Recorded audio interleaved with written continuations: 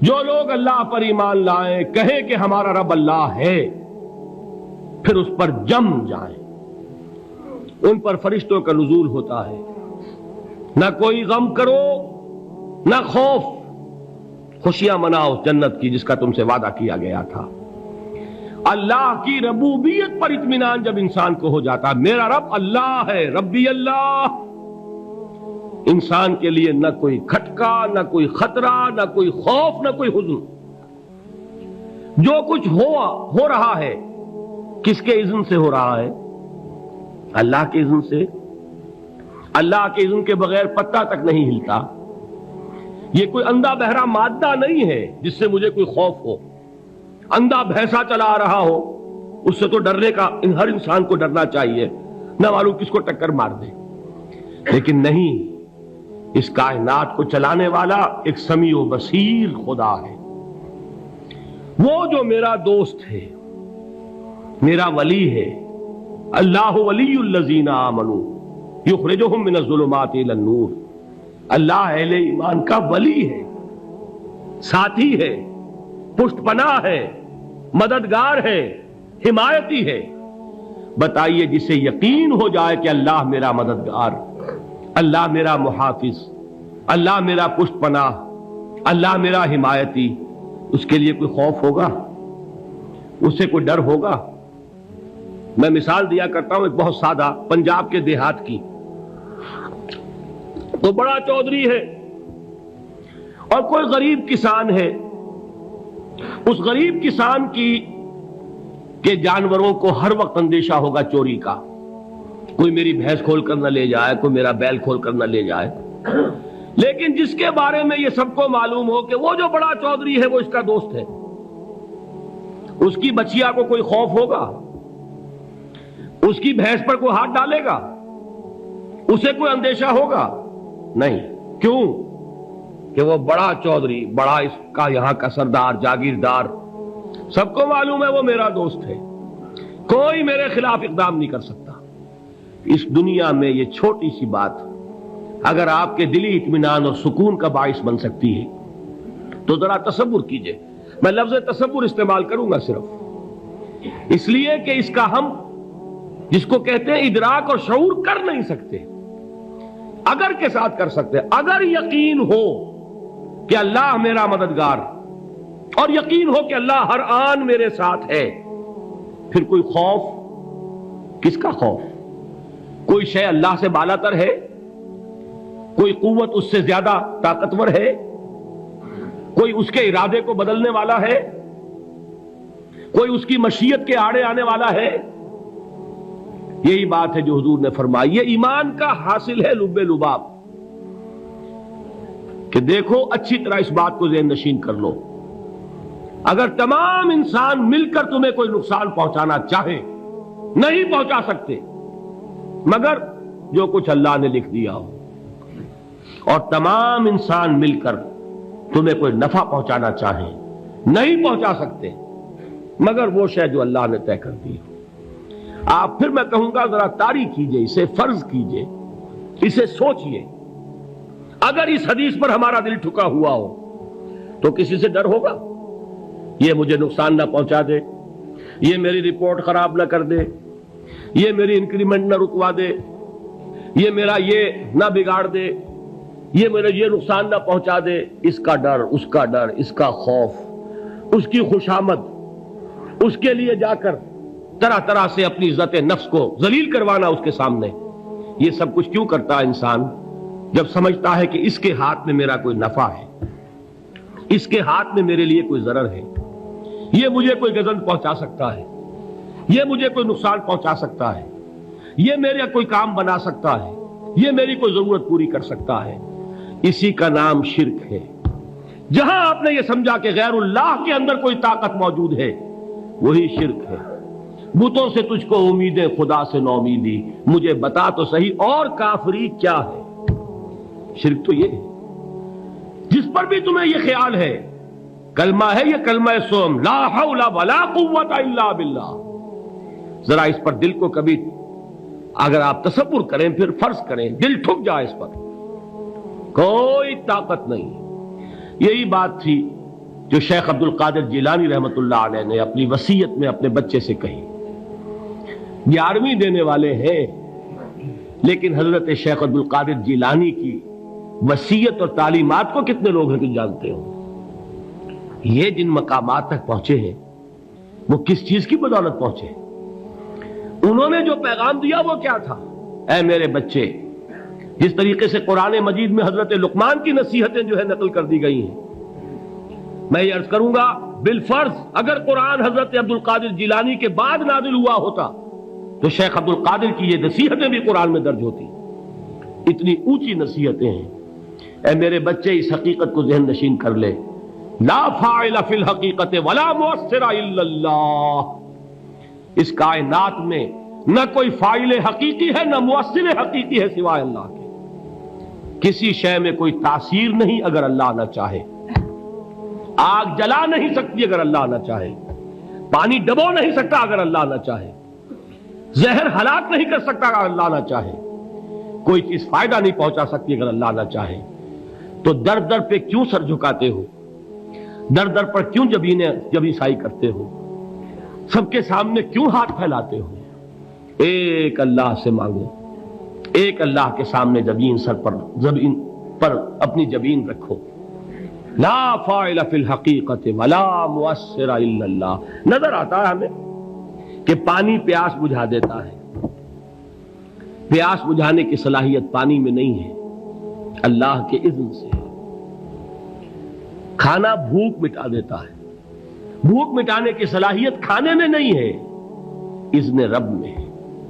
دیکھیے یہی یقین تھا. حضرت موسیٰ علیہ السلام کا واقعہ یاد کیجئے. سامنے سمندر آ گیا ہے، قوم دیکھتی ہے پیچھے کہ گرد و غبار کا طوفان ہے. معلوم ہوا کہ فرعون اپنے لشکر سمیت آ گیا ہے. لشکر جب چلتا تھا تیز رفتاری کے ساتھ تو گرد و غبار کا جو طوفان اٹھتا تھا اس کا تصور کیجیے. اور لمحہ بلمحہ وہ قریب آ رہا ہے. پوری قوم نے کیا کہا؟ اے موسیٰ انا لمدرکون. اے موسیٰ ہم کو پکڑے گئے. قرآن مجید نے تو یہاں وہ باتیں نہیں لکھی ہیں، لیکن تورات میں یہ درج ہے کہ بنی اسرائیل جھگڑنے لگے، دست و گریبان ہو گئے موسیٰ کے ساتھ. موسیٰ ہمیں یہاں مروایا لا کر، اس سے تو ہم ہی بہتر تھے. وہاں کھانے کو ملتا تھا، زندگی تو تھی، بیگار ہم کر رہے تھے، موت تو نہیں تھی. اب جو کچھ ہوگا اس کا تصور کرو، جس طریقے سے ہمارے ٹکڑے اڑائے جائیں گے. تو لڑ رہے ہیں حضرت موسیٰ علیہ السلام سے. یہ تورات کی تفصیل ہے. قرآن میں صرف اتنا آیا ہے، پریشان ہو کر انہوں نے کہا انا لمدرکون. موسیٰ ہم تو پکڑے گئے. اس وقت موسیٰ کا جواب کیا ہے؟ کلا ان معی ربی سیہدین. نہیں، میرے ساتھ میرا رب ہے، وہ راستہ دے گا. بتائیے کہاں راستہ نظر آ رہا ہے؟ یہ ہے ایمان بالغیب. راستہ نظر نہ آئے تب اللہ پر یقین ایمان ہے. جیب میں پیسے ہوں اور تب دل کو اطمینان ہے تو ایمان کس پر ہوا؟ پیسے پر، اللہ پر نہیں. جب وسائل و ذرائع نہ ہو اور پھر یقین ہو کہ اللہ مسبب الاسباب ہے، وہ اسباب کا پابند نہیں ہے، وہ اسباب کا محتاج نہیں ہے، اسباب اس کے محتاج ہیں. اگر یہ یقین ہے تو اللہ پر ایمان ہے. یہ نہیں ہے تو تمہارا ایمان اسباب پر ہے، وسائل پر ہے، ذرائع پر ہے، مادیات پر ہے، اللہ پر نہیں. اس وقت کہاں راستہ تھا؟ کوئی راستہ تھا؟ سمندر ہے اور ادھر سے لشکر آ گیا ہے. کلا ان معی ربی سیہدین. اب دیکھیے ایمان کہہ دینا آسان ہے، ہوا معکم اینما کنتم. جہاں کہیں بھی تم ہوتے ہو اللہ تمہارے ساتھ ہوتا ہے. لیکن اس کا یقین قائم ہو جائے تو زمین و آسمان کا فرق واقع ہو جائے. یہی بات ہوئی حضور کے ساتھ. غار ہے، چھپے ہوئے ہیں محمد الرسول اللہ اور آپ کے وہ یار غار ابو بکر صدیق رضی اللہ تعالی عنہ. اقبال نے حضرت ابو بکر کی شان میں چند اشعار کہے صرف، لیکن واقعہ یہ ہے کہ بھاری بھاری نظموں پر اور قصیدوں پر بھاری ہے. طویل ترین نظمیں اور قصیدے ہوں ان پر بھاری ہے. ہمت ابو بکر کی ہمت جو ہے کشت ملت را چو ابر، جیسے بارش سے کھیتی اپجتی ہے، ابو بکر کی ہمت اور عزیمت اس امت کو اسی طرح سینچنے والی ہے۔ ثانیے اسلام و غار و بدر و قبر، وہ دوسرے تھے اسلام میں، دوسرے پہلے کون تھے؟ انا اول المومنین، حضور فرماتے ہیں سب سے پہلا ایمان لانے والا میں، دوسرے ابو بکر۔ ویسے ہمارے ہاں یہ چلتا ہے اختلاف، حضرت علی پہلے ہیں کہ حضرت ابو بکر پہلے ہیں، لیکن اس میں بڑی خوبصورت تطبیق قائم کی ہے علماء نے، اور بہت صحیح ہے۔ چار کے بارے میں فیصلہ ہی مت کرو کہ کون پہلے ہے، ان کی ایک عجیب تقسیم کر دی ہے۔ آزاد مردوں میں، بالغ مردوں میں سب سے پہلے ابو بکر، بچوں میں سب سے پہلے علی، خواتین میں سب سے پہلے خدیجہ، اور غلاموں میں سب سے پہلے زید ابن حارثہ۔ بڑی پیاری تقسیم ہے، یہ چاروں ہی پہلے ہیں، ہر ایک کے لیے اولیت ہے۔ اور واقعہ یہ ہے کہ اگر زمانی اعتبار سے تعین ہوگا تو پہلے خدیجۃ الکبریٰ آئیں گی رضی اللہ تعالی عنہ، کسی اور سے بات کرنے کی نوبت بعد میں آ سکتی ہے، پہلے تو اہلیہ محترمہ سے بات ہوئی، آتے ہی پہلی وحی ہوئی ہے، ابھی تبلیغ کا حکم نہیں تھا، کس کو بتایا واقعہ؟ ابھی اپنی نبوت کی تبلیغ کا تو حکم ہی نہیں آیا، واقعہ کس کا ہے؟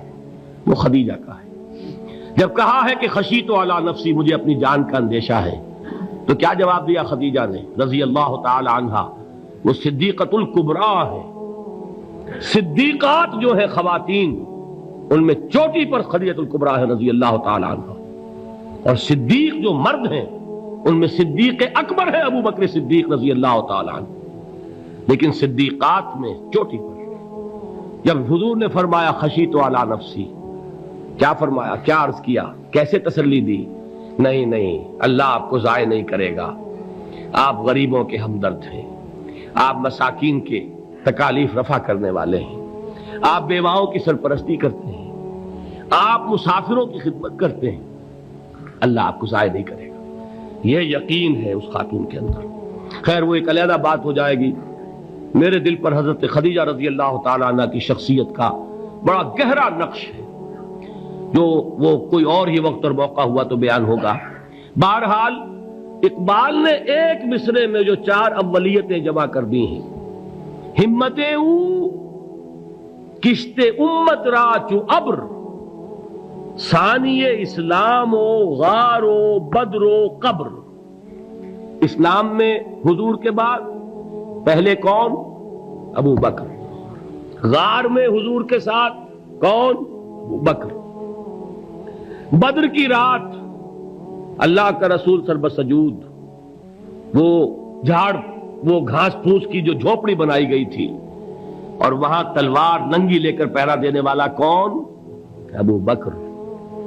اور اس حجرہ عائشہ میں محمد کے بعد سب سے پہلے دفن ہونے والا کون؟